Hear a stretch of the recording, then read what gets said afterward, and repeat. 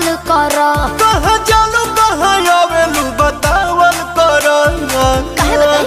अच्छा ना बताइबू। जाने मर्द खाने हक तू जतावल कर। कहाँ जालू कहाँ आवेलू बतावल कर। अभिले न लइका मानी होली खेले आइल बानी पूछे न ज्यादा सवाल। कहाँ रंगवा के आइलू साली हो सलवार वाला ले हो लाल।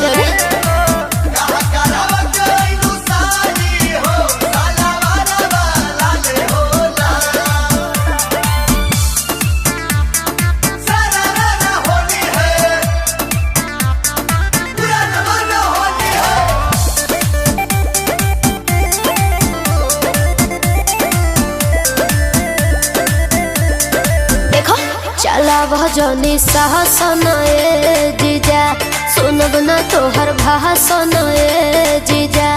दीदिया के गोदे में जाके लगाव अपन आसन ए जीजा। जाओ तो हमरो सुना बोली ना हो हमरा ऊपर से हो खाता फील कहीं पड़ल बाटे देह बमोबिल। हो तोहर जीजिया से कह दे दीदिया से जे पहोए हरता। करवा के आइलू साली हो सलवार वाला ले हो लाल।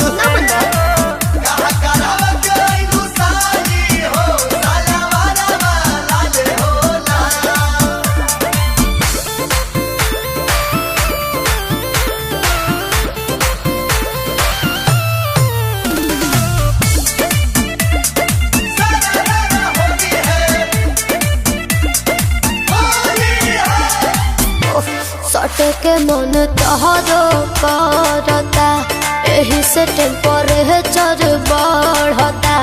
जानी ले तोहर नेचर कैसन बा एही से बड़ी जीवा डरता। नौ जाने लू छाव में घुला लू हाँ? और रहे घी खानी चिकन तो हर साल। तो रंग घोर से पलेन ताहर ढोड़ी। रोशन तेरी अंशु पवन हेरा में तू बड़ा जवन साधु नहीं पूरी फिलहाल। कहाँ करवा के आइलू सा